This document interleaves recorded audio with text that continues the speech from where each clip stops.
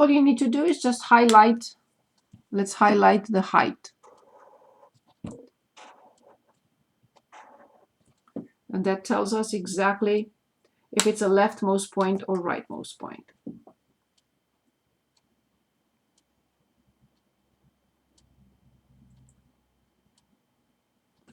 Anybody?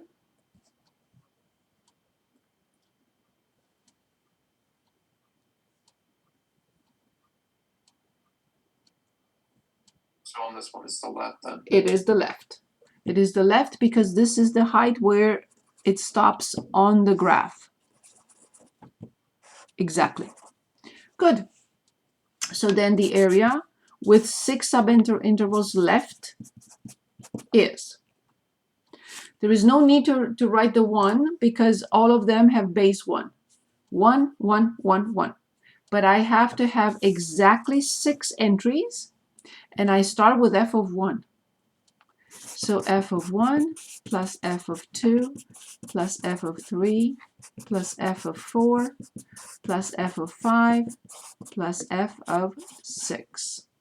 I have to have 1, 2, 3, 4, 5, 6. 1, 2, 3, 4, 5, 6. I have to have 6. I did not put the base or the width, in other words, because it's 1. 1 times f of 1, 1 times f of 2, plus 1 times f of 3 is the same thing. So now, with the graphing calculator, I will determine this. I'm not going to do this by hand with 1 over x squared. You can write it. So it's 1 over 1 plus 1 over 4 plus 1 over 9 plus 1 over 16 plus 1 over 25 plus 1 over 36. Because that's the function, 1 over x squared. And I had to plug in the function 1, 2, 3, 4, 5, and 6. And this is what I got. And you just go back. What I would have liked to do is just put the function in and determine the values.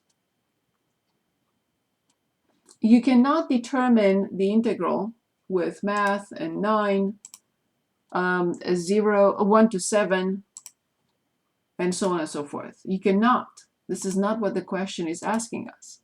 They're asking us to approximate. And what you get is an exact, because the calculator will give us the exact answer. But that's not what we're asked to do. But in case you want to see it, so we have 1 divided by x squared, and of course dx, and that will be the answer. But this is not what we're going to get. So the exact, it's still an approximation, is 0.8571 la la la. But this is not what we're going to get. So what I would have done, I would have put the function in the graphing calculator, 1 over x squared, and I would have determined these values. That's one thing, one option, directly here, and then sum them up. But a better option is to go to the lists. One second, stats first. Edit. So in list L1, I have to clear everything first. In list L1, I would have entered 1, 2, 3, 4, 5, and 6. In list L2, if you want me to record this, I can. You want me to record this? Yes? Okay. I'm going to stop and I'll start from scratch, but I need you to turn off your cameras. I'm so sorry. I don't want to record anyone. That's my promise to you from the beginning. So Ashton, if you'd like to turn off your camera for a second. What do we do with him? We let him on. Okay, well, I tried. So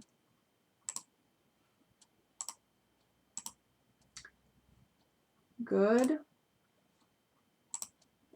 So where's my share button? My share button disappeared. Okay, it didn't. I found it. Okay. So, okay. So we go to y equals first, and we enter the function. Our function in our case is 1 over x squared. So I entered the function. Then second and quit.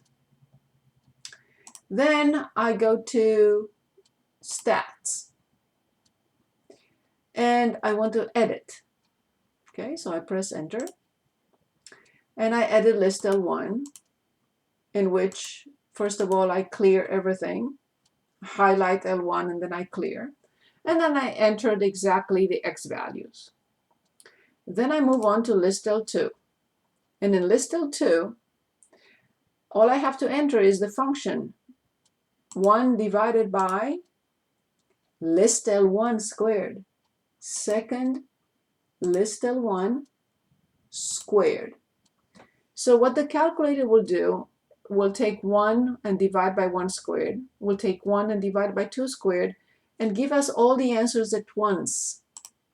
So these are all the calculations, like 1 over 1, 1 over 4, 1 over 9, 1 over 16, 1 over 25, and 1 over 36.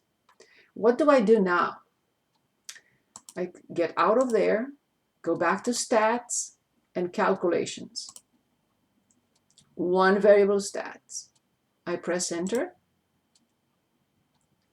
I don't want list L1. No, no, no. My numbers are in list L2. And calculate. And you will recognize the summation or sigma notation. That's it. That's all I want. Nothing else is important to us.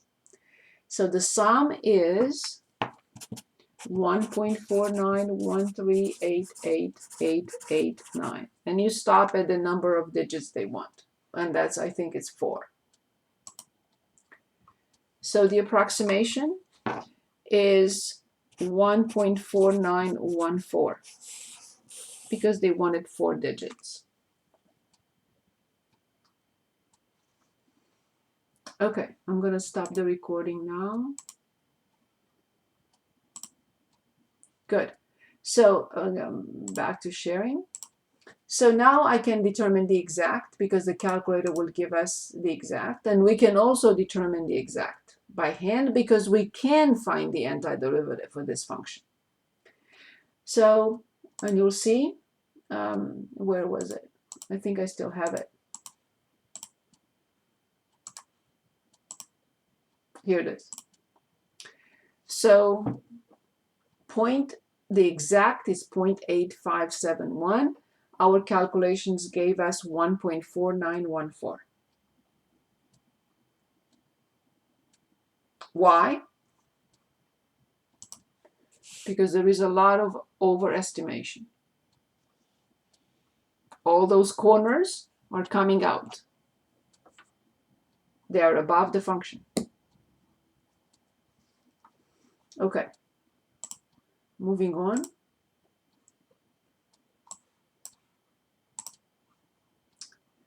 Good. Total profit from marginal profit. So this is what I was getting at. So we are given p prime of x equals 2x minus 150. They are giving us the marginal profit, and this is in dollars per ticket. Of course, it has to have 2 measurement units because it's a derivative. This means that the rate of change of total profit with respect to the number of tickets sold, x is p prime. We know that. Find the total profit from the sale of the 75th through the 300th ticket. So the interval now is 75 to 300. And therefore, the total sales total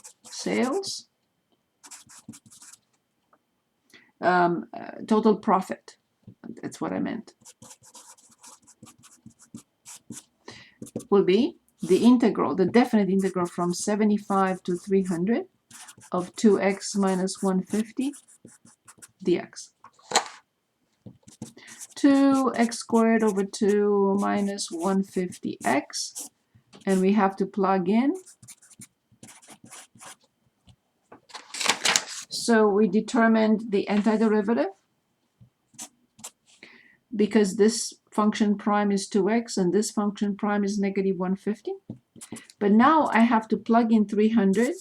300 squared minus 150 times 300, but subtract parentheses when I plug in 75. 75 squared minus 150 times 75. So the total profit between the 75th and the 300th ticket is the definite integral from 75 to 300 from the marginal profit function. I found the antiderivative. It was very easy. And now I have to evaluate it from 75 to 300. How do I do that? In the antiderivative, I plug in 300, and I subtract when I plug in 75.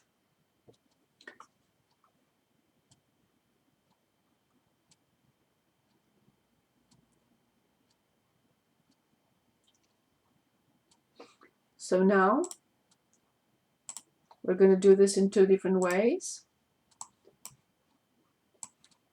First, we're going to calculate what we have here, which is 300 squared minus 150 times 300 minus, parentheses please, 75 squared and minus 150 times 75.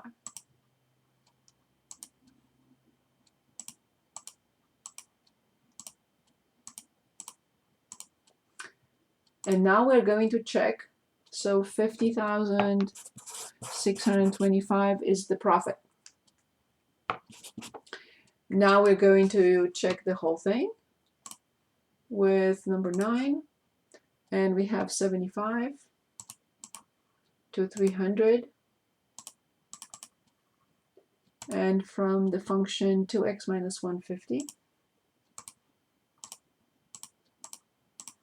And when I click enter, I have to get 50,625. If not, I'll say oops and start from scratch.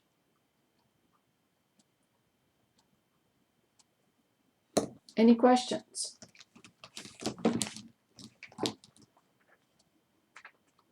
Any questions, please?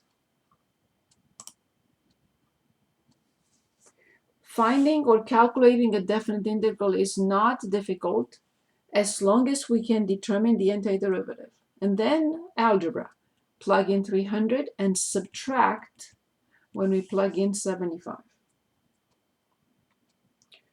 Do we need another example? We do one more of the word problems like you just did. Of course, of course, of course. Let's take a look. Any questions on this before we choose another problem? So that was profit. Let's look at maybe cost.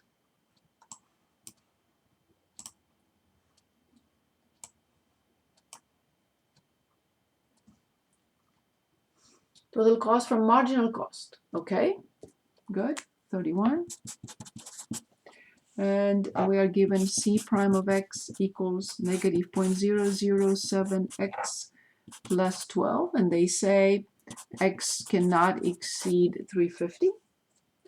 Where x is the number of yards of fabric produced, find the total cost of producing 200 yards. So total cost is the integral, the definite integral from 0 to 200 from the marginal cost dx.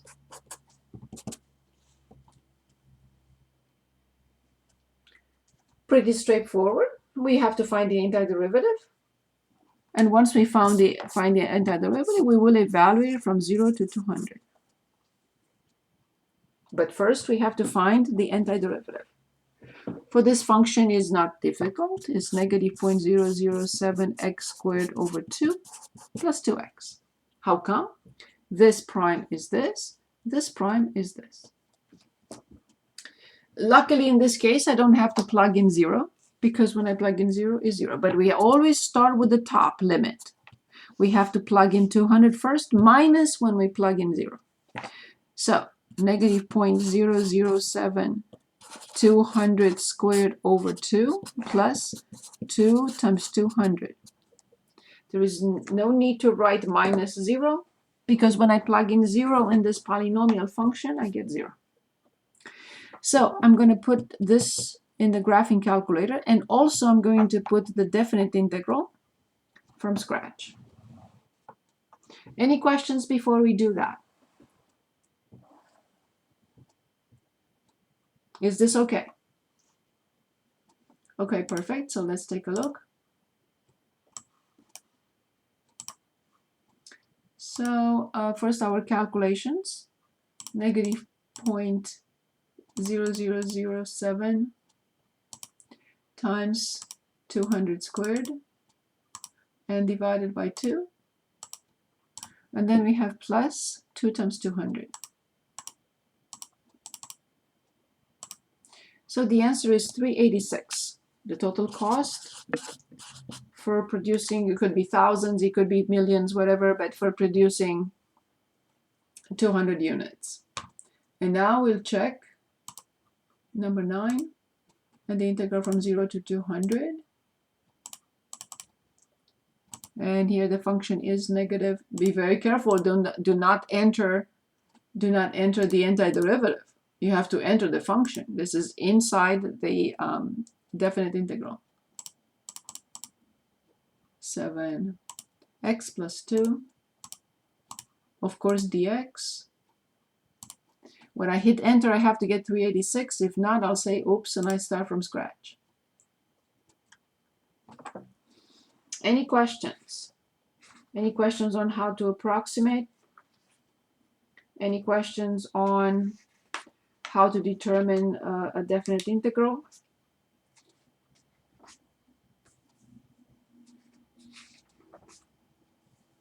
Okay, I would like to practice. We still have a lot to do, but I like to practice from 4.14. I do not consider 4.3 finished. I consider 4.2 finished. But we have 10 minutes left, and I like to practice anything you like to choose from evaluating definite integrals from 39 for the next 10 minutes. Anything you'd like to choose from here. From 39, look carefully, because we are here and we know how to evaluate definite integrals. I like to practice.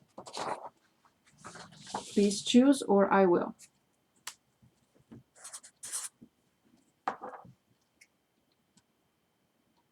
We look at 53. Which one? 53. 53, very good, I see it. So 53 is the integral from natural log 3 to natural log 7 of 4e to negative x dx. Perfect.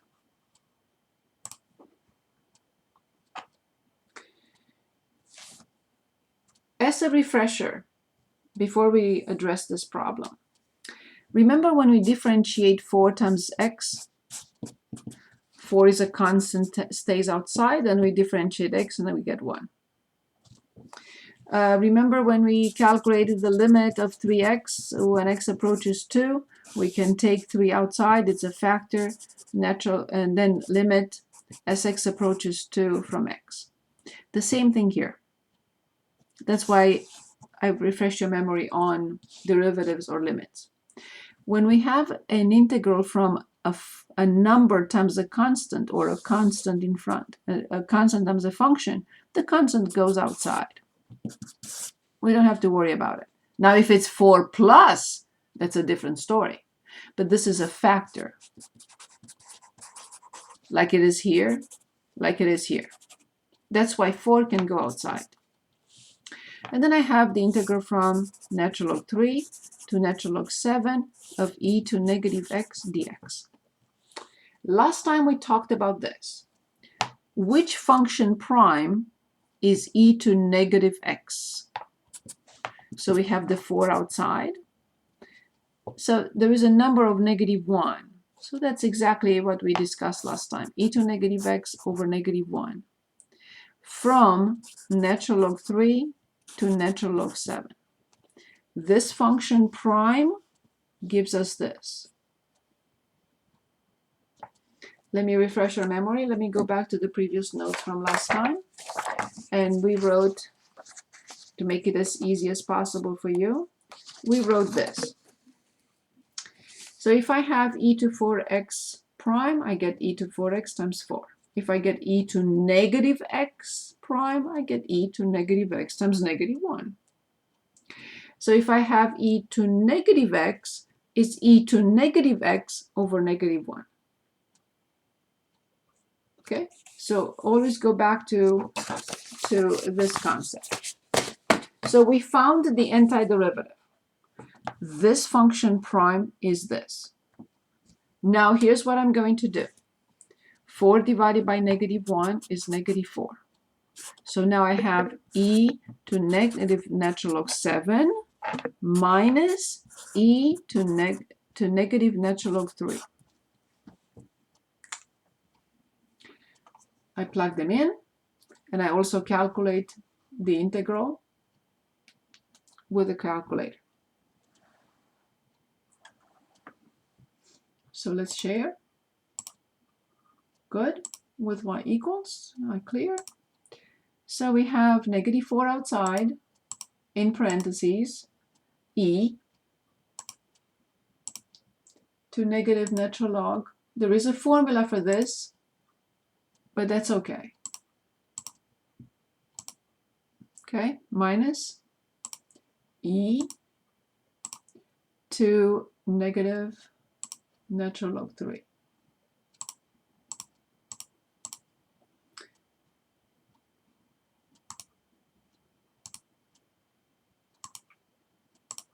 Don't forget to close the parenthesis and press enter. So whatever gibberish that is. However, we will check. If we don't get the exact same thing, we have to go back to the drawing board. From natural log 3 to natural log 7. And the function is 4 e to negative x, of course, dx. Always make sure that you entered everything correctly. I'm looking at it again. From natural log 3 to natural log 7, yes. 4 e to negative x, yes. And I have to get the exact same thing. If I don't, something is wrong. So this definite integral is 0.7619. Any questions?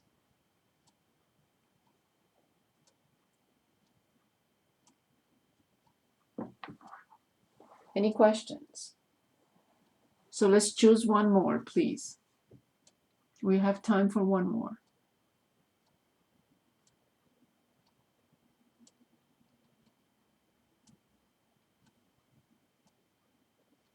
So 4.1 and 4.2 have to be completed, please. Do not wait till the last moment. It's not in your benefit. It's not beneficial to you to wait till the last moment. Students who wait till the last moment may not be prepared for a test. That's why you have to do the work between classes. You can come back early if you want to work on problems. I'm here waiting for you. Okay, let's choose one more, please. Anyone, or I will choose.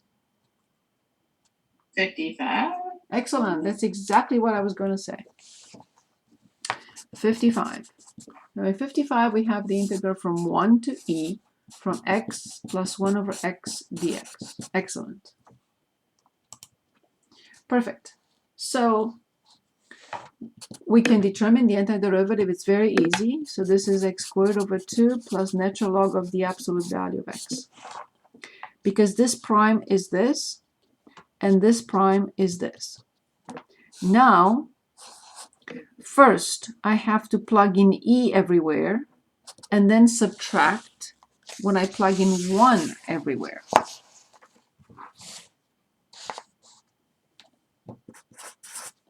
So when I plug in E, I get E squared over 2, but natural log E is 1. So plus 1 minus, in parentheses, when I plug in 1, which is 1/2, but when I plug in 1, I get 0. So basically, this is E squared over 2. 1 minus 1/2 will be 1/2. Okay. So now I will check with the graphing calculator. So let's share. So I have E in parentheses, E squared plus 2, because it's the same denominator, plus 1, sorry, in parentheses divided by 2. So this is our answer, E squared plus 1, everything over 2. And now we check from 1 to E. Careful, E is right here with the division symbol. That's simple E. And the function is x plus 1 over x. X plus 1 divided by x. Of course, dx. No integral without dx. When I click enter, I have to get the same 4 point la la la. So this is approximate 4.1945. Any questions?